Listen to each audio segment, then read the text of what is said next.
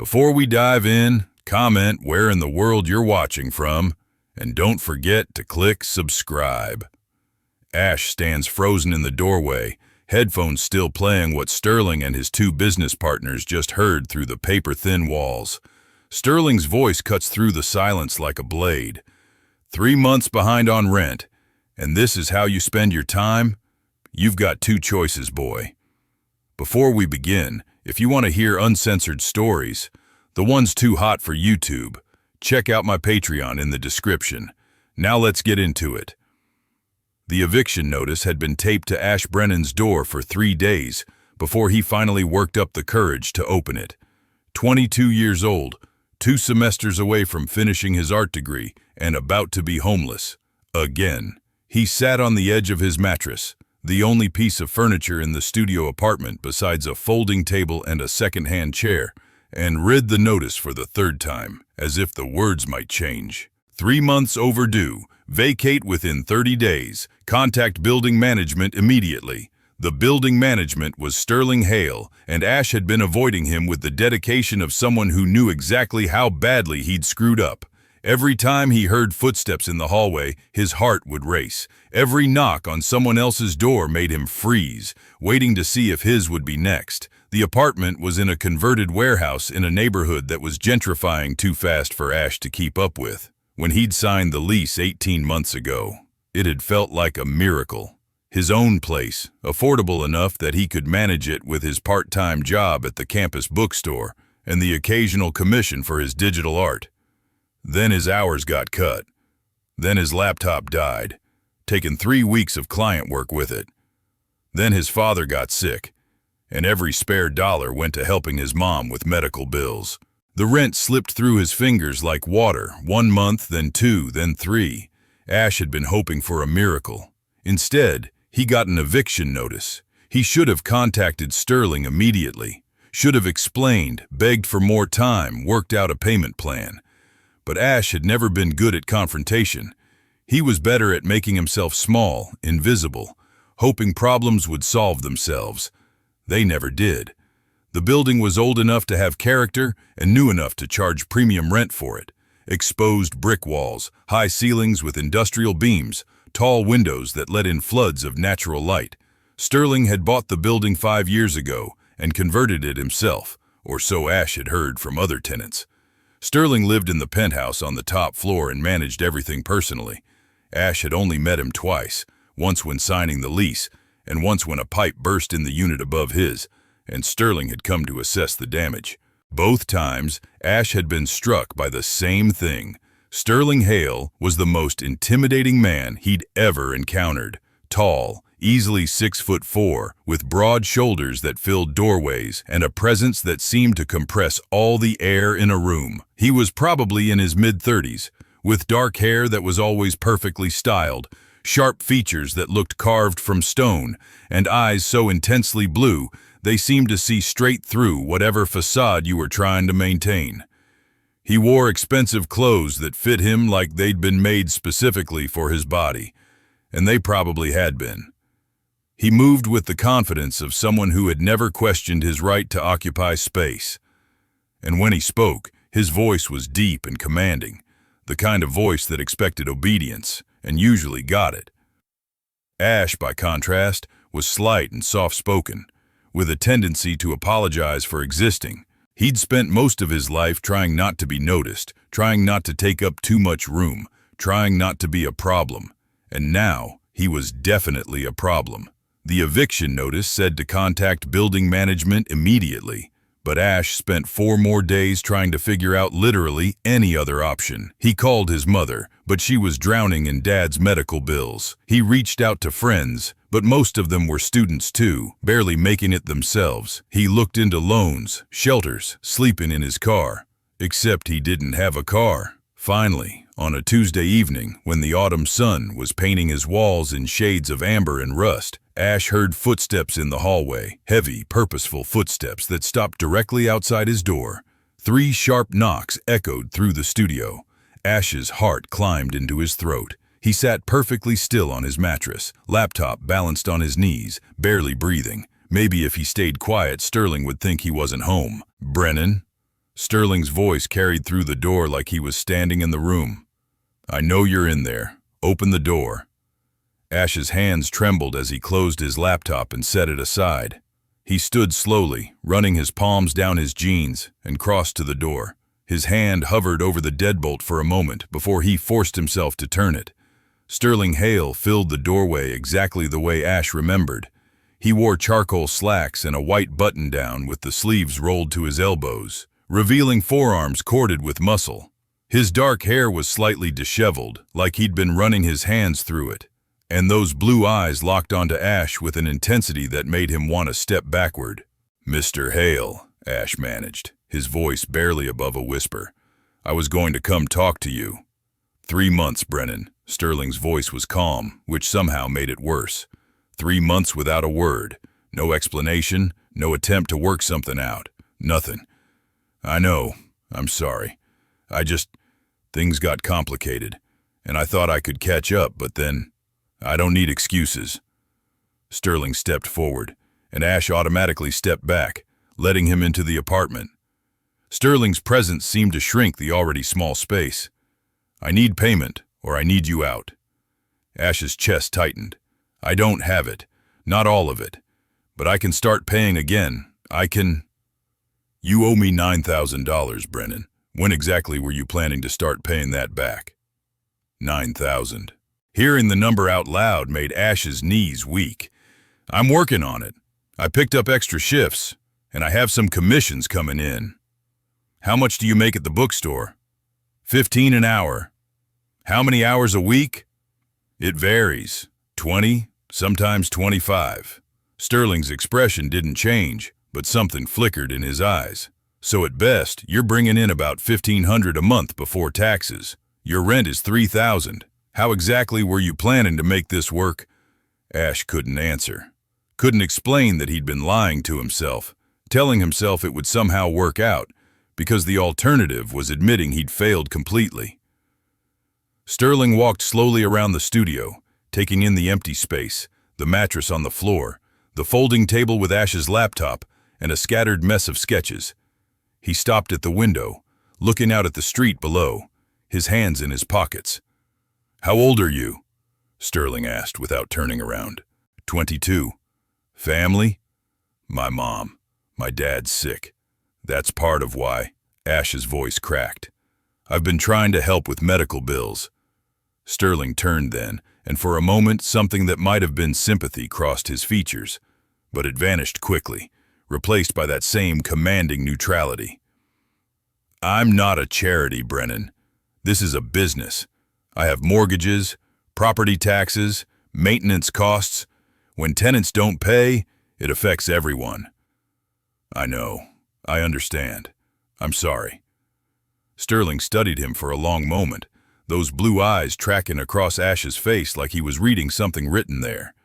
Then he crossed the room in 3 long strides, stopping close enough that Ash had to tilt his head back to maintain eye contact. "You have 2 weeks, Sterling said quietly. 2 weeks to come up with at least half of what you owe, or you're out. And Brennan?" He leaned slightly closer. "Don't avoid me again. I don't like chasing people down." Then he was gone, pulling the door closed behind him with a quiet click that felt louder than a slam.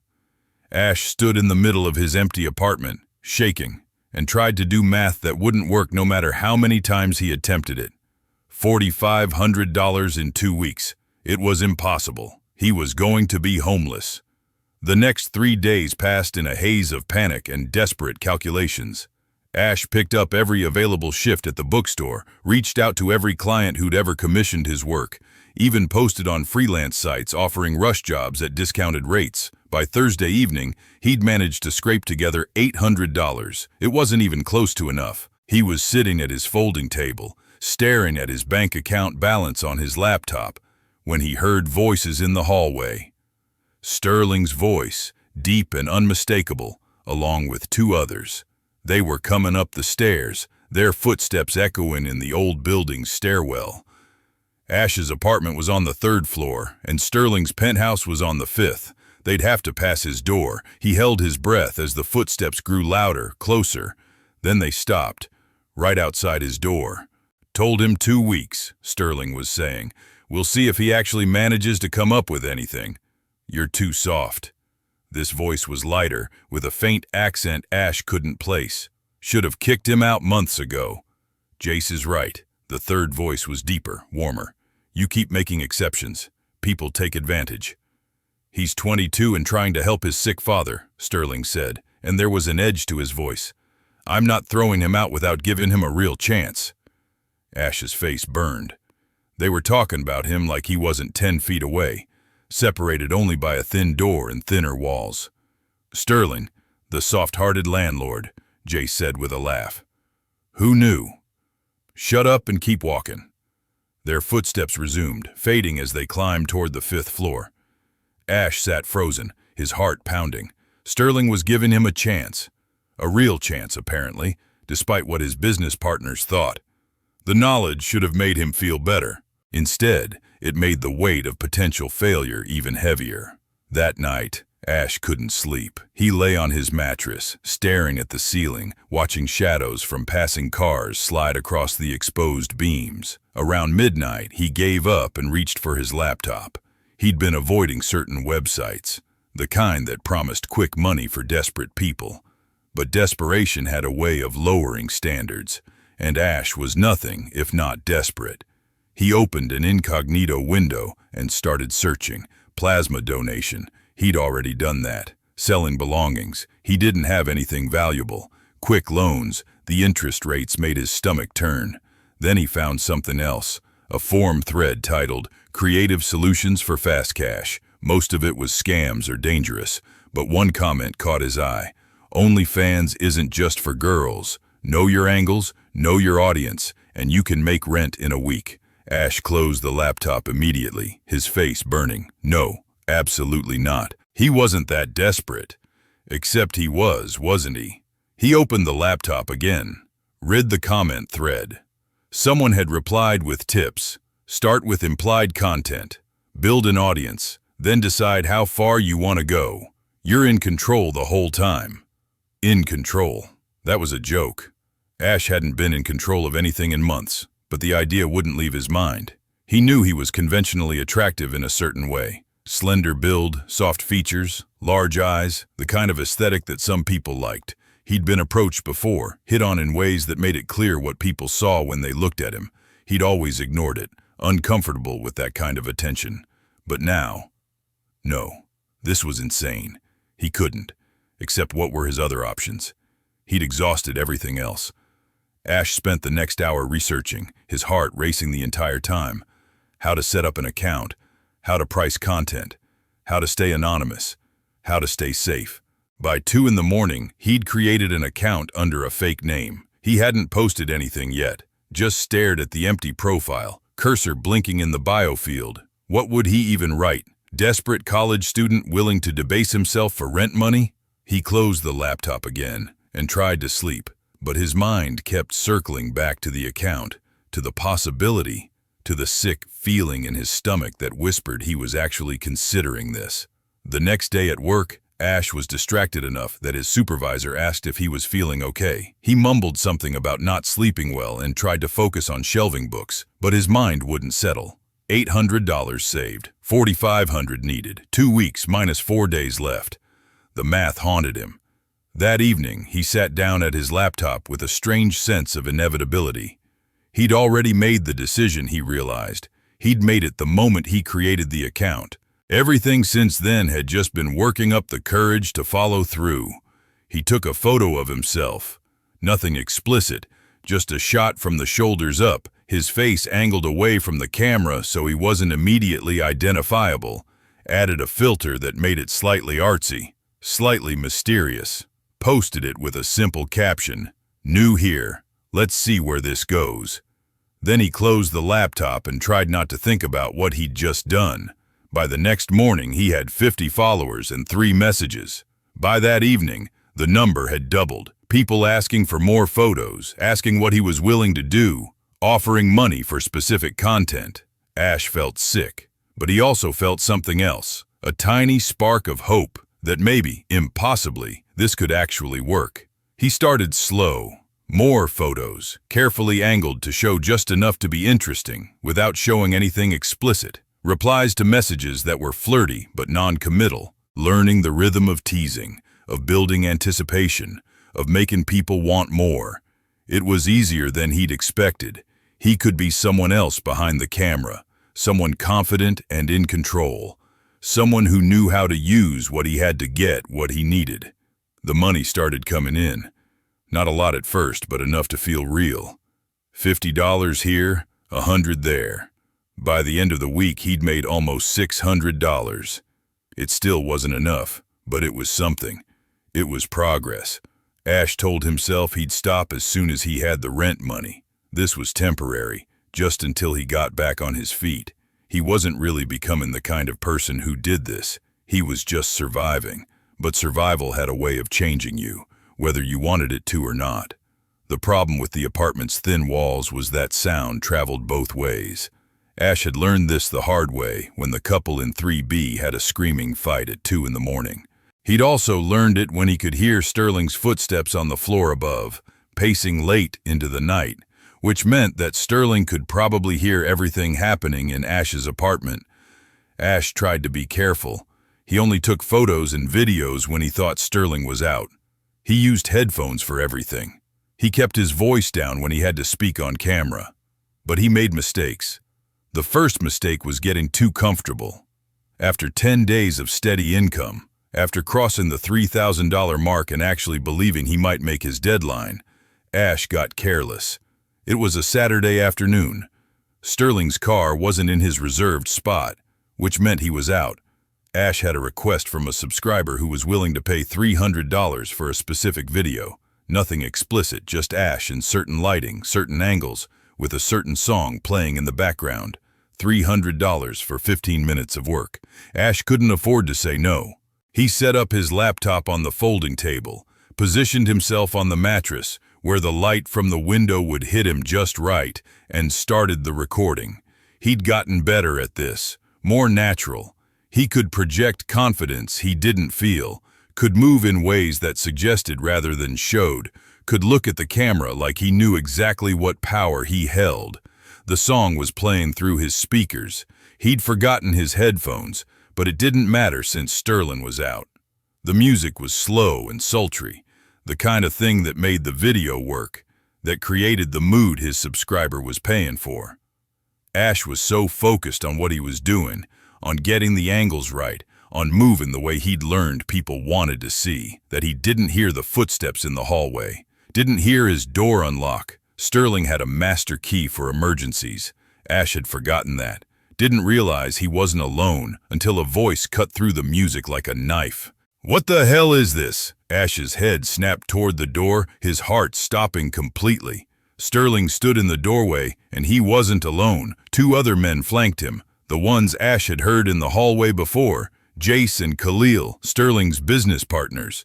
All 3 of them were staring at Ash, who was frozen on his mattress, laptop camera still recording, music still playing, wearing significantly less clothing than he'd ever want his landlord to see him in. The moment stretched into eternity. Ash couldn't move, couldn't speak, couldn't do anything except feel his face burn with humiliation so intense it was physically painful.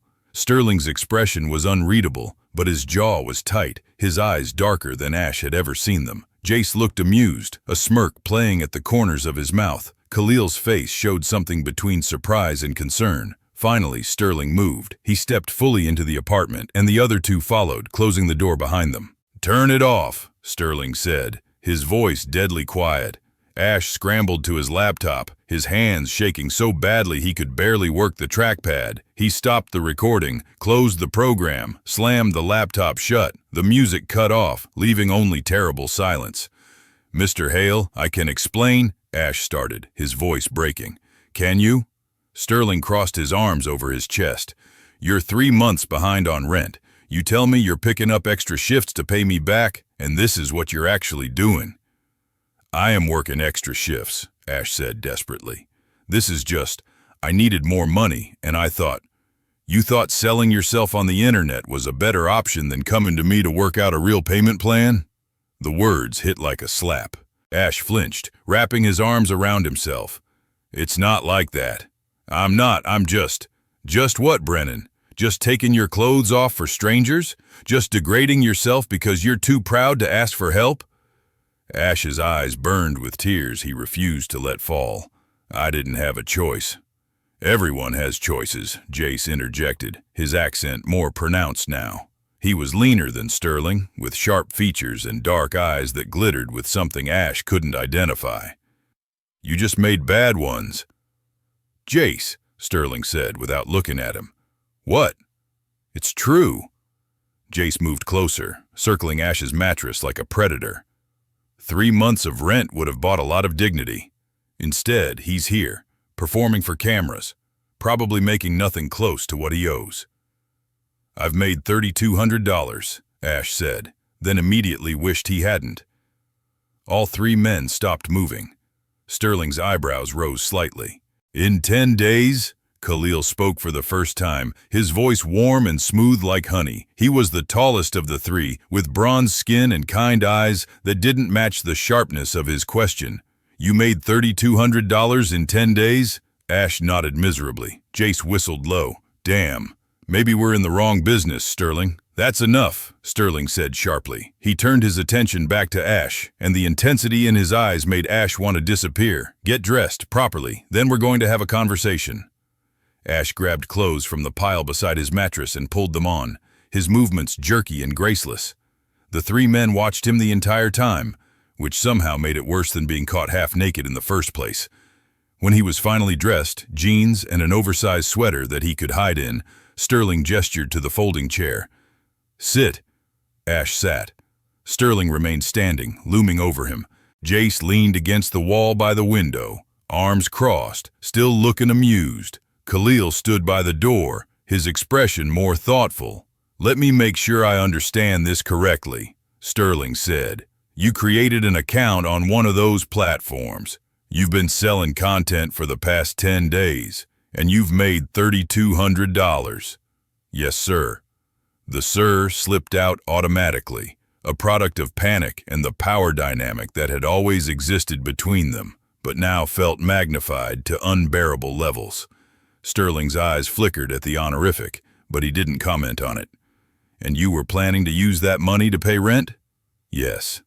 I have until tomorrow. I was going to bring you a check for $4,500. I had some saved already. So you were actually going to do it, Khalil said, sounding surprised. You were actually going to make the deadline. Ash nodded. By selling yourself, Sterling said flatly. I wasn't selling myself. I was selling photos, videos. There's a difference. Is there? Jace pushed off from the wall. Because from where I was standing, it looked pretty clear what you were selling. I never did anything explicit, Ash said, heat rising in his face. I never showed. I kept it to implied content, nothing that actually... Does that make you feel better? Sterling's voice was soft, which made it cut deeper. That you only degraded yourself a little bit? Ash looked down at his hands. He had no answer for that. The silence stretched. Ash could hear his own heartbeat, could hear the distant sound of traffic on the street below, could feel the weight of 3 sets of eyes on him, judging, evaluating, deciding his fate. Here's what's going to happen, Sterling finally said. You're going to delete that account. All of it. Every photo, every video, everything. Then you're going to close it permanently. Ash's head snapped up. But I'm not finished. Sterling's voice carried a warning. You're going to delete the account. Then you're going to give me the $3,200 you've already made, which leaves you $2,300 short of what you owe me. Ash's heart sank. Mr. Hale, please. And then, Sterling continued as if Ash hadn't spoken, you're going to work it off. Ash blinked. What? You're going to work off the remaining debt. This building needs a lot of maintenance that I've been putting off because I don't have time to deal with it. Painting, minor repairs, deep cleaning of common areas. I'll pay you $15 an hour. Same as your bookstore job. You work here in the evenings and weekends until we're even. It took Ash a moment to process. You're not evicting me? I should, Sterling said. He He gestured vaguely at the laptop, at the mattress, at the evidence of what he'd walked in on. "This is a violation of your lease. Using the property for commercial purposes without permission. I'd be well within my rights to terminate your tenancy immediately." "Please don't," Ash whispered. "Please. I'll do whatever you want. I'll work it off. I'll delete everything. "I know you will," Sterling said, and there was something in his voice, some quality that made Ash's skin prickle with awareness. "Because you don't have any other options left." Ash swallowed hard. Sterling was right. He was completely out of options, completely at Sterling's mercy. "There's one more condition," Jay said, speaking up from his position by the window. "If you're going to be working in the building, around Sterling, around us when we're here on business, we need to know you're taking this seriously." "I am," Ash said desperately. "I'll take it seriously. I promise." "Then prove it," Jay said. His smile was sharp. "Dinner. Tonight. The three of us and you. Show us you can be a normal person, have a normal conversation, act like someone worth investing in." Ash looked at Sterling, waiting for him to shut down Jace's suggestion. But Sterling was studying Ash with that same unreadable expression. "That's actually not a bad idea," Sterling said slowly. "We were planning to order in tonight anyway. You can join us. Consider it a working dinner. We'll discuss the specifics of your repayment schedule." It wasn't a suggestion. It was a command dressed up as an invitation. "Okay," Ash said, because what else could he say? "Good." Sterling pulled out his phone and checked the time. 8 o'clock, 5th floor. Don't be late, Brennan, and wear something appropriate." Then they were gone, filing out of his apartment and leaving Ash sitting in his folding chair, shaking, trying to understand what had just happened. He was supposed to have dinner with his landlord and two strange men.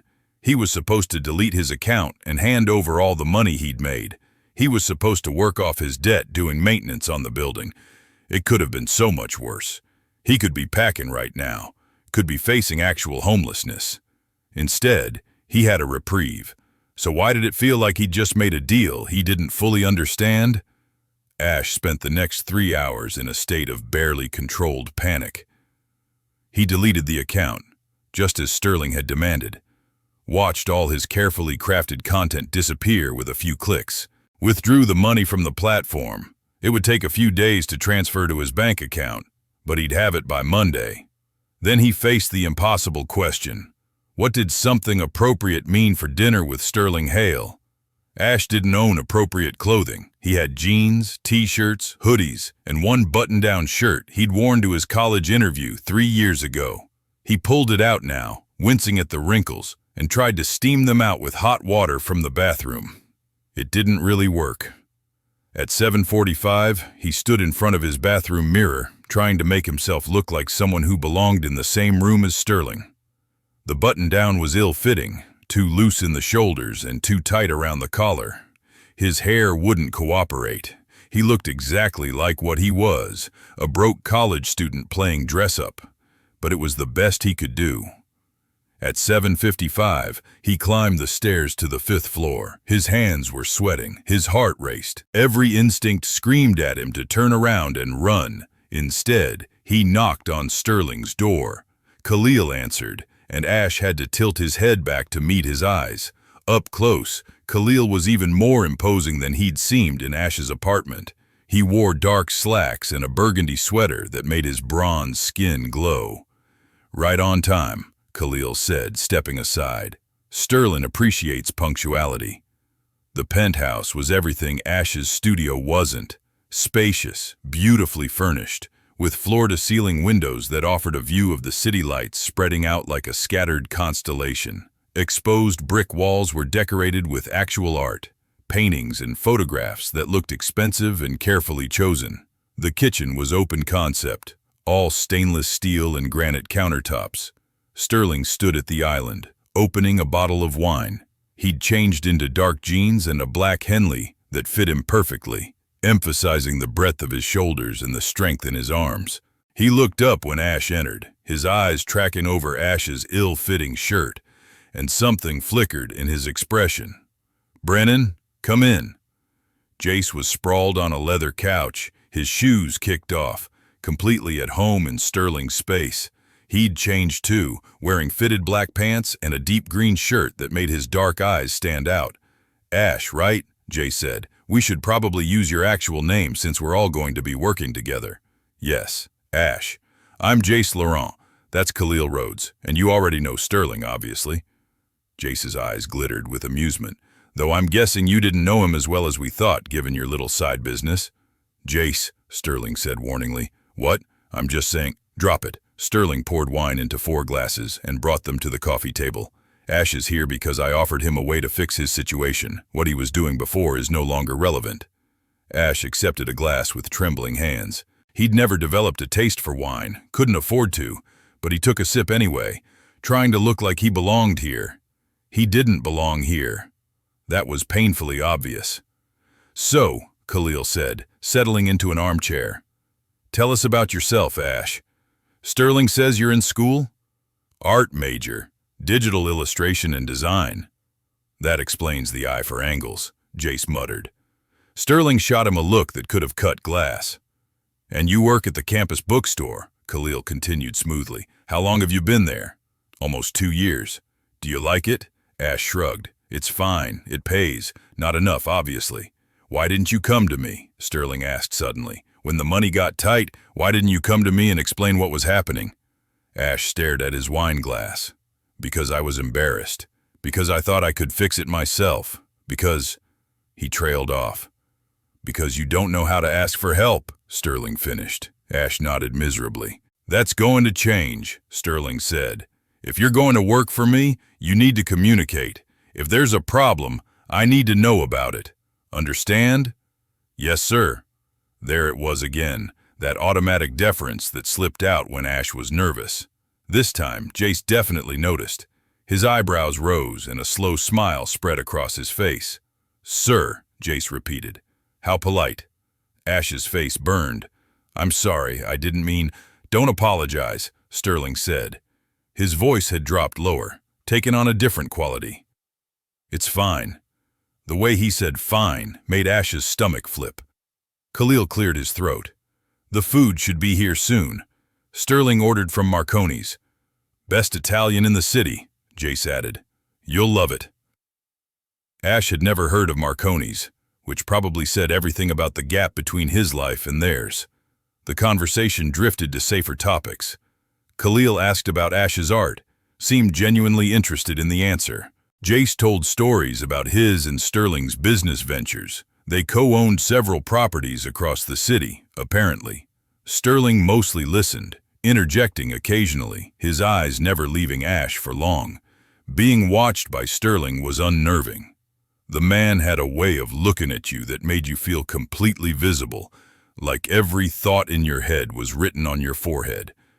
When the food arrived, they moved to the dining table. Ash tried to eat slowly, tried to remember his manners, tried not to act like someone who'd been living on ramen and energy bars for months. The pasta was incredible. The wine started to relax him despite himself. And the 3 men, when they weren't making pointed comments about his situation, were actually interesting to talk to. Jace was sharp-witted and quick to laugh. Khalil was thoughtful and asked good questions. And Sterling was commanding, certainly, but also surprisingly easy to talk to when he wanted to be. "So here's the deal," Sterling said as they finished eating. "You owe me $2,300 after you pay me what you've already made. At $15 an hour, that's about 153 hours of work." Ash did the math quickly. "That's like 4 months of part-time work. Roughly. But we can accelerate it if you're willing to put in more hours. The building needs a lot done. If you work here 20 hours a week on top of your bookstore job, you could be clear in about 2 months. 2 months. Ash could manage 2 months. "Okay," he said. "When do I start?" "Tomorrow. I'll give you a list of projects. You'll check in with me at the beginning and end of each shift. And Ash?" Sterling leaned forward, his eyes intense. "This only works if you're honest with me. About everything. Your schedule, your progress. If you're struggling. No more hiding. Agreed?" "Agreed." "Good." Sterling sat back, satisfied. The dinner wound down. Jace and Khalil started debating something about property values, and Ash found himself alone with his thoughts, processing everything that had happened. He'd been caught. humiliated, forced to delete his only real source of income. And somehow he'd ended up here, in his landlord's penthouse, eating expensive pasta and drinking wine he couldn't pronounce. It was surreal. When the evening finally ended and Ash made his way back downstairs to his studio, he felt wrung out emotionally. He collapsed on his mattress and stared at the ceiling, trying to make sense of the new arrangement. He was going to be working for Sterling, closely, 20 hours a week of being around the man who'd caught him in the most humiliating moment of his life. The man who'd looked at him with those intense blue eyes and made him stammer, "Yes, sir," without thinking. Ash rolled over and buried his face in his pillow. This was going to be a very long 2 months. The next morning, Ash woke to a text from an unknown number. 5th floor, 9 a.m., bring work clothes. S.H. Sterling. Of course, Sterling would text in complete sentences with proper punctuation. Ash arrived at 8:55 wearing his oldest jeans and a t-shirt that had paint stains from a project last year. Sterling answered the door in similar attire, worn jeans that fit him sinfully well, and a gray t-shirt that stretched across his chest in ways that Ash definitely should not be noticing. "Morning," Sterling said. "Coffee? Please." The penthouse looked different in morning light, less intimidating, more lived in. There were papers spread across the dining table, a laptop open to what looked like spreadsheets. Sterling handed Ash a mug of coffee, black, strong, perfect, and grabbed a clipboard from the counter. "I made a list of priority projects," Sterling said. "We'll start with repainting the stairwells. It's straightforward, and it'll give me a sense of your work quality." "I've never painted before," Ash admitted. "Not walls, anyway." "I'll show you, come on." They spent the next hour in the 3rd floor stairwell while Sterling demonstrated proper painting technique. How to use painter's tape, how to cut in along edges, how to roll without leaving marks. Sterling was a good teacher, patient, thorough, willing to show things multiple times. And when he stood close to guide Ash's hand, showing him the right pressure and angle for the brush, Ash tried very hard not to think about how his body was reacting to the proximity. This was his landlord, the man he owed money to, the man who'd caught him in the most mortifying situation of his life. There was no reason for his heart to race when Sterling's hand covered his on the brush. No reason for his breath to catch when Sterling leaned in to check his work. No reason at all. "Good," Sterling said, stepping back to examine the wall. "You're a quick learner." The praise shouldn't have felt as good as it did. They worked through the morning, mostly in comfortable silence. Sterling would occasionally offer correction or encouragement, but mostly let Ash work, finding his own rhythm. Around noon, Sterling called for a break. They sat on the stairs, sharing water from a cooler Sterling had brought down. "Can I ask you something?" Ash said, before he could talk himself out of it. "Go ahead." "Why are you doing this? You could have evicted me. You could have just taken the money and told me to figure out the rest on my own. Why go through the trouble of this?" Sterling was quiet for a long moment, rolling the water bottle between his palms. "Because I was 22 once," he finally said. "I was desperate and making bad decisions, and too proud to ask for help. And someone gave me a chance I didn't deserve, taught me a trade, helped me get on my feet." He looked at Ash. "I'm not a charity, Brennan, but I'm also not in the business of kicking people when they're down. You fucked up, but you were trying. That counts for something." Ash's throat tightened. "Thank you. Don't thank me yet. You've still got 147 hours to go." They worked until 6. By the time Ash dragged himself back to his apartment, his shoulders ached and his hands were cramping.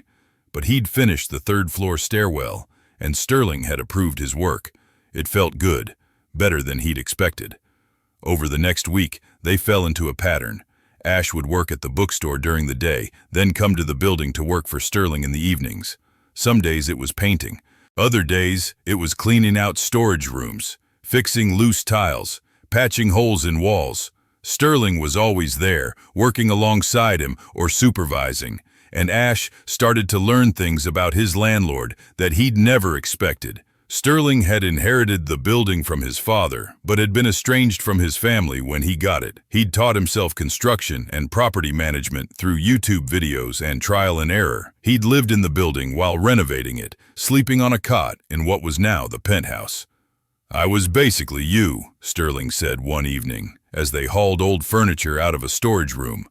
"Broke, desperate, didn't know what I was doing.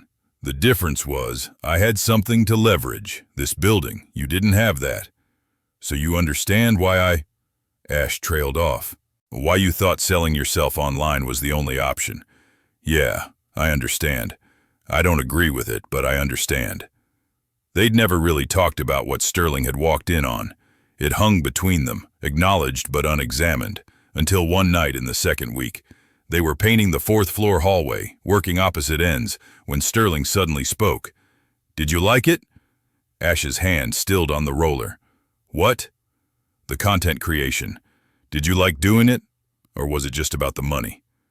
Ash's face burned. He kept his eyes on the wall. "Does it matter? I'm curious." "Why?" "Because," Sterling said, and Ash could hear him moving closer. "You were good at it. You made over $3,000 in 10 days. That's not luck, that takes skill. Understanding what people want." Ash couldn't look at him. "I don't want to talk about this." "Why not?" "Because it's humiliating. Because you're my landlord, and you saw me?" He couldn't finish the sentence. "I saw you in control of your own image," Sterling said quietly. He was right behind Ash now. "I saw you using what you had to get what you needed. There's no shame in that. You said I was degrading myself. I said a lot of things in the heat of the moment. I've had time to think about it since then." Sterling's hand settled on Ash's shoulder, warm and heavy. "You want to know what I really think?" Ash's breath had gone shallow. "What?" "I think you're resourceful. I think you're braver than you give yourself credit for. And I think you need to stop apologizing for surviving."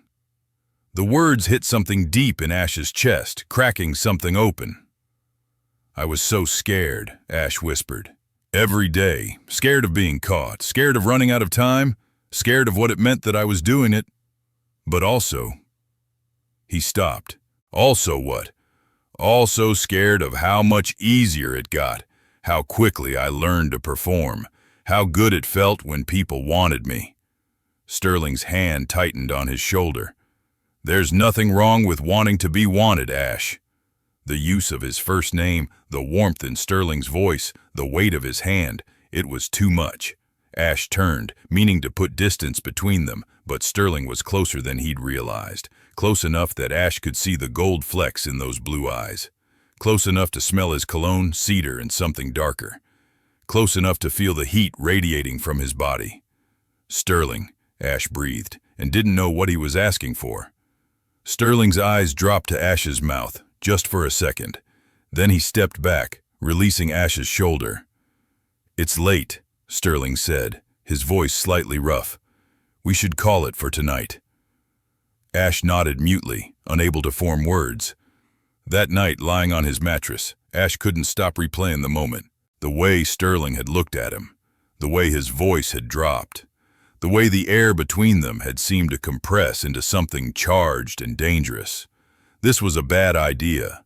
Sterling was his landlord. Ash owed him money.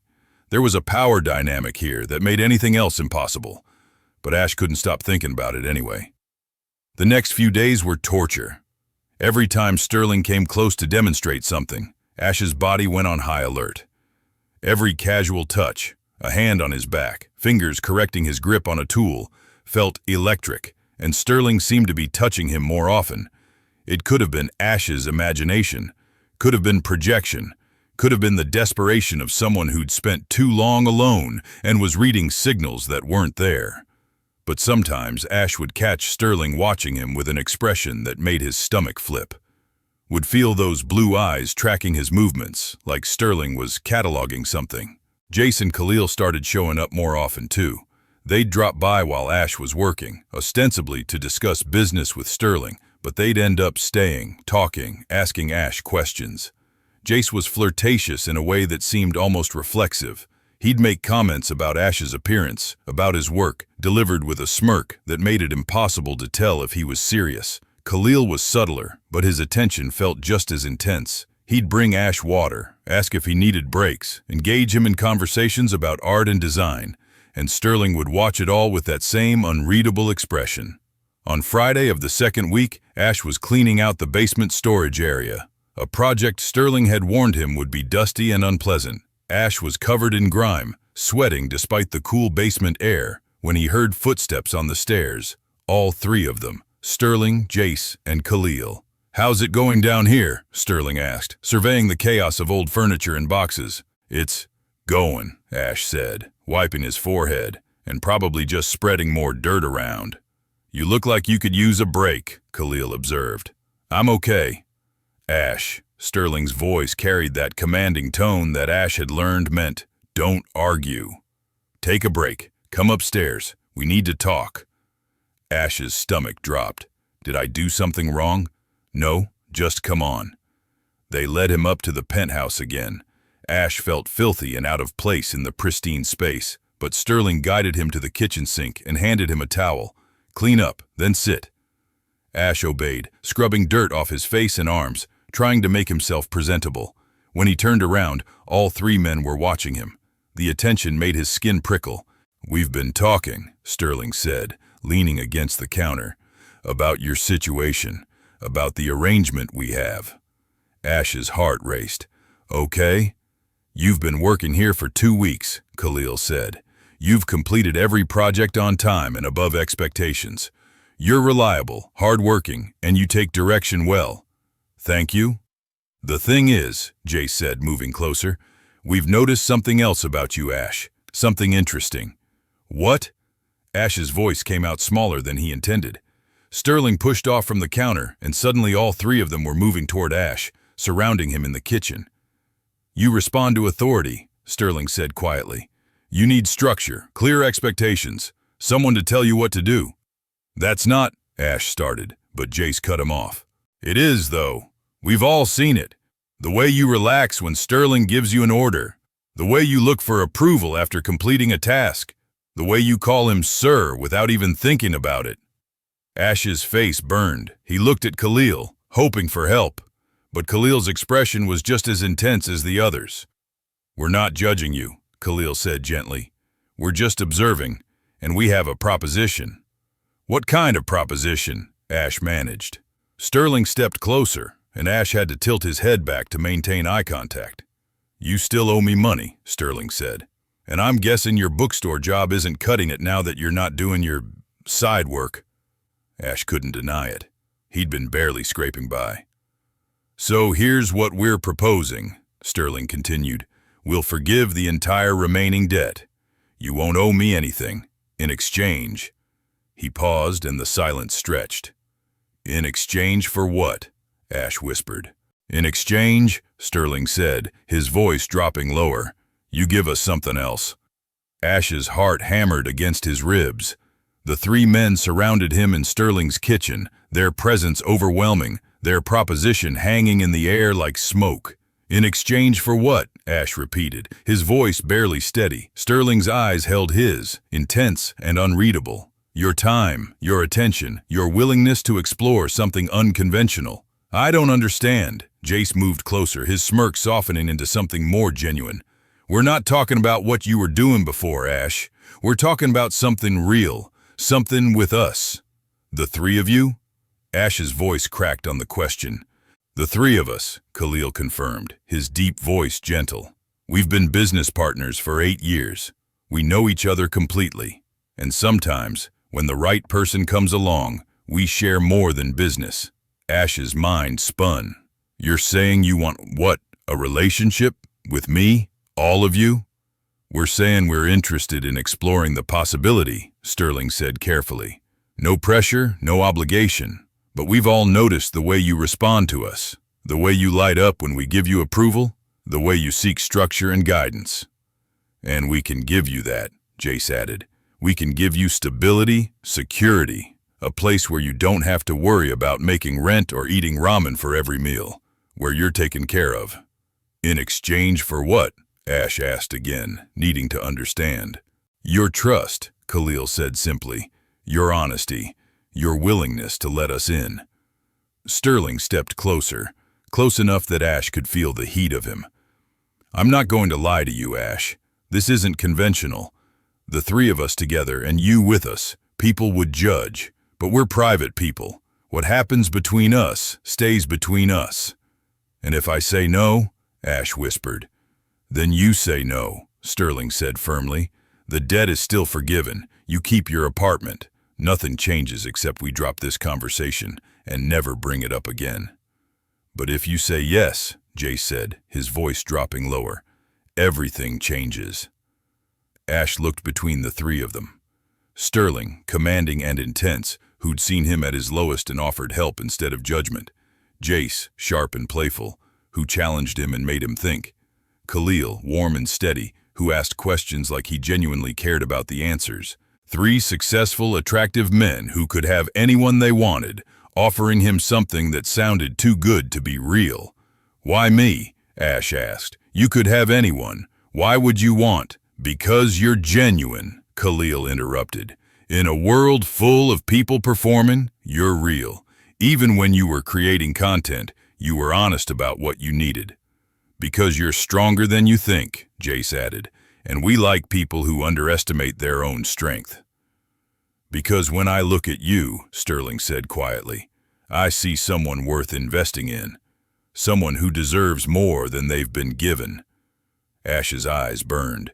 He'd spent so long feeling like a burden, like someone who took up too much space and offered too little in return. Hearing that these men, these successful, confident men, saw value in him was almost too much to process. I need time to think, Ash said.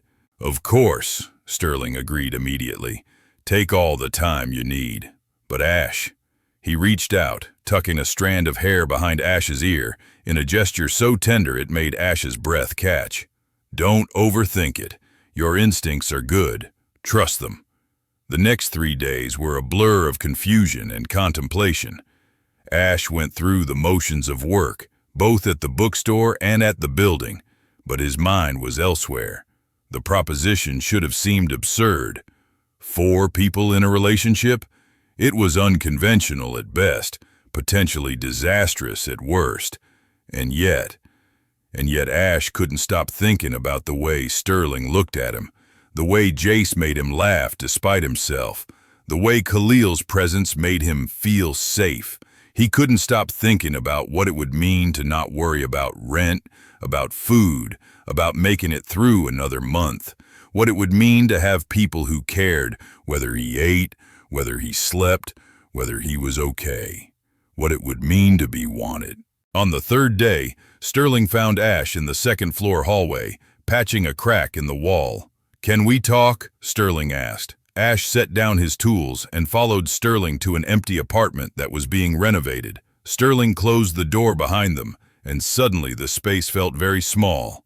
I need you to know something, Sterling said. Whatever you decide, I meant what I said. The debt is forgiven. Your apartment is secure. You have a job here as long as you want it. None of that is conditional on your answer to our proposition.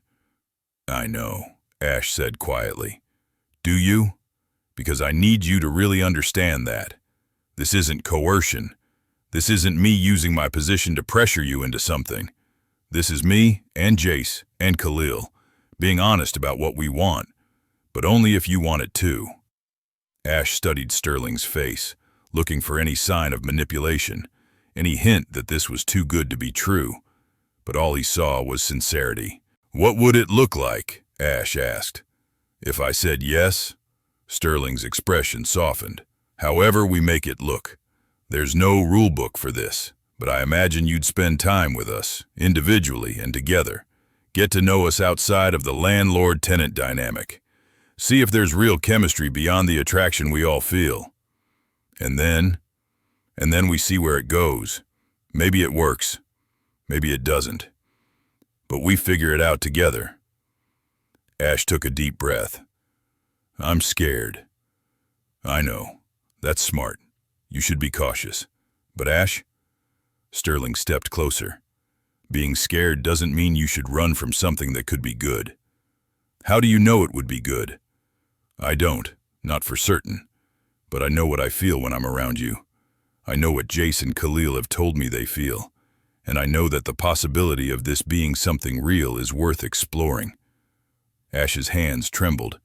Every rational part of his brain screamed that this was risky, potentially catastrophic. But another part, the part that had been lonely and struggling for so long, whispered that maybe he deserved to take a chance on something good. Okay, Ash whispered. Sterling's eyes widened slightly. Okay? I want to try. I don't know if it'll work and I'm terrified, but I want to try. The smile that spread across Sterling's face was like sunrise. He reached out, cupping Ash's face in both hands, and for a moment, Ash thought he was going to kiss him. Instead, Sterling pressed his forehead to Ash's, the gesture somehow more intimate than a kiss would have been. Thank you, Sterling murmured, for trusting us, for trusting yourself. That evening, all four of them had dinner together in Sterling's penthouse. But this time, the dynamic was different. This time, Ash wasn't there as a tenant or an employee, but as someone they were courting. Jace sat close to him on the couch, close enough that their thighs touched. Khalil brought him wine and made sure his glass never went empty.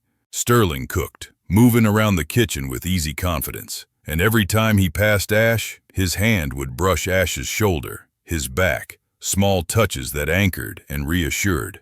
They talked about everything except the arrangement. Jace told stories about his childhood in Montreal. Khalil described his work as an architect. Sterling revealed his secret passion for vintage cars. And Ash found himself relaxing, laughing, actually enjoying himself in a way he hadn't in months.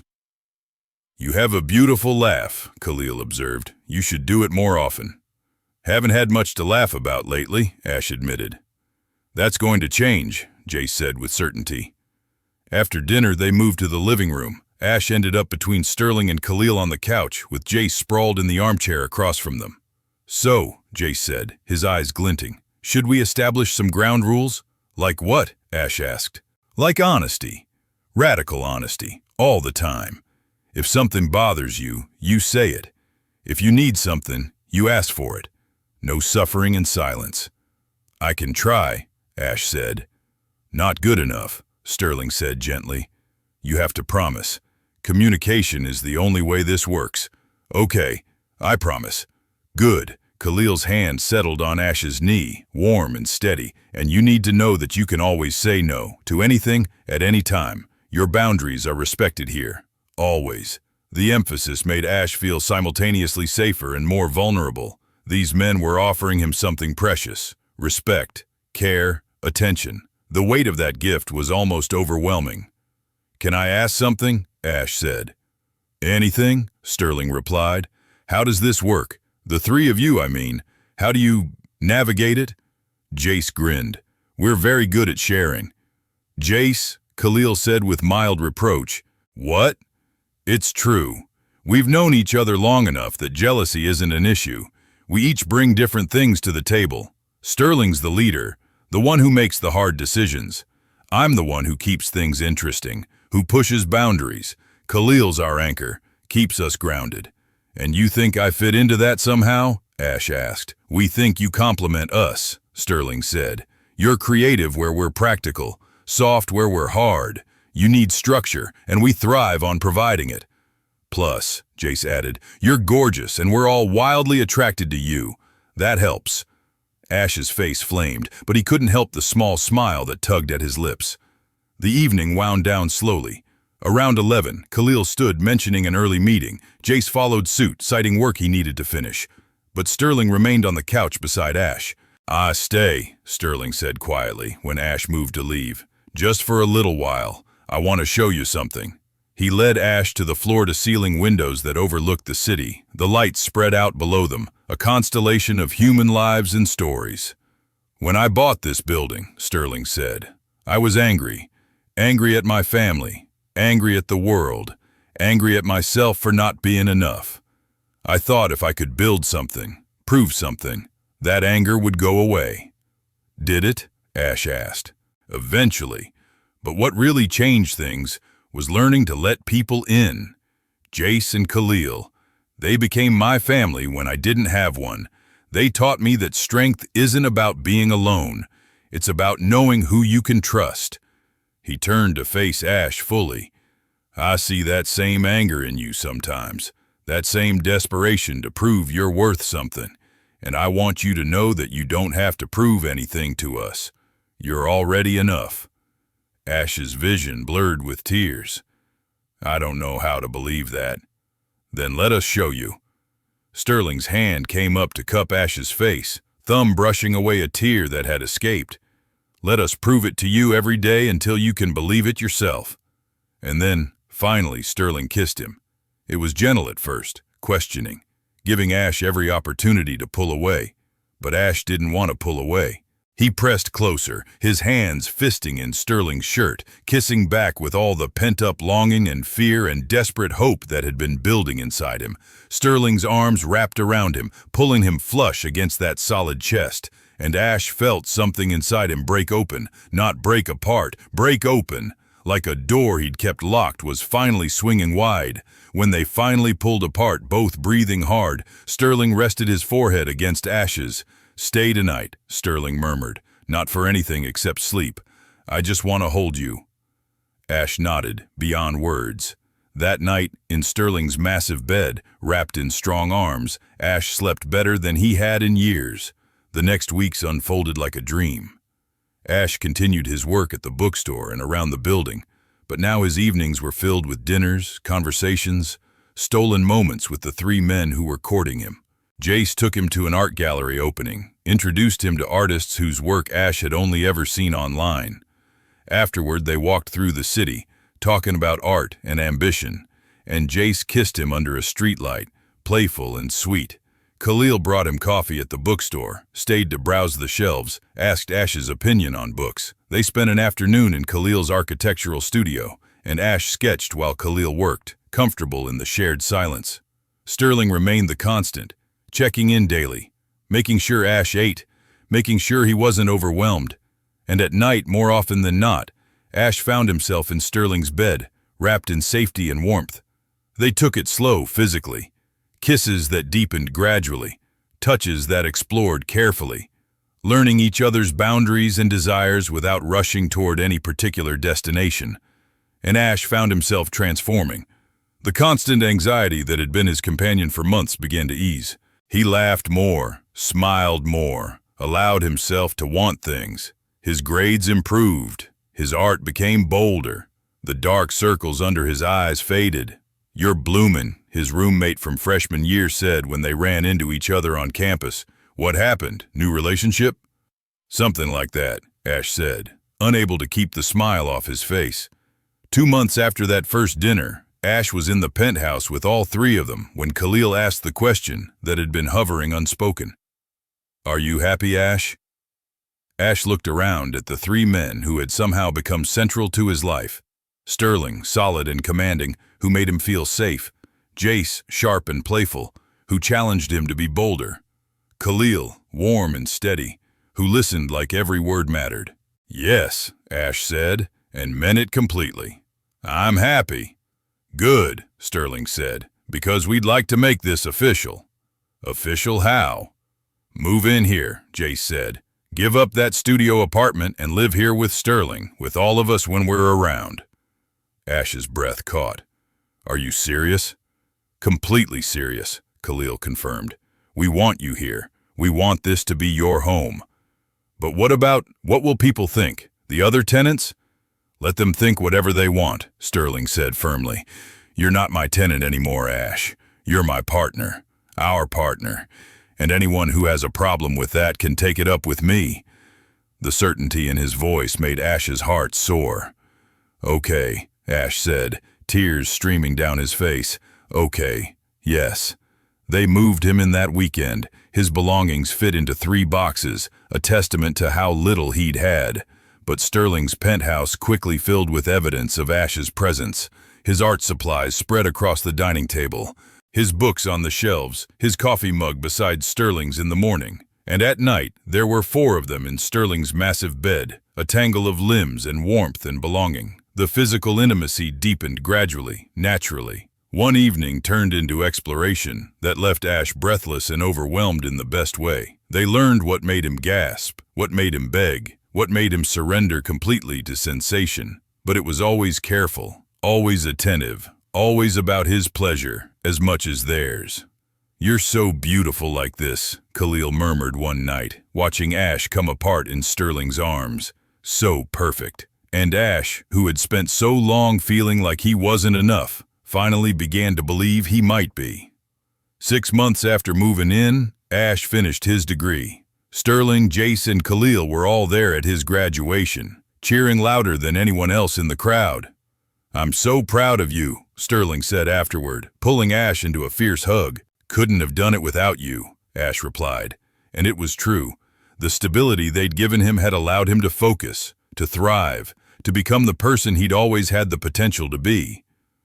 "What's next?" Jace asked. "Job hunting? Grad school?" Ash smiled. "Actually, I got an offer. Design position at a gaming company. Good salary, full benefits." "That's incredible." Khalil's pride was evident. "When do you start?" 2 weeks, which means—" Ash took a deep breath.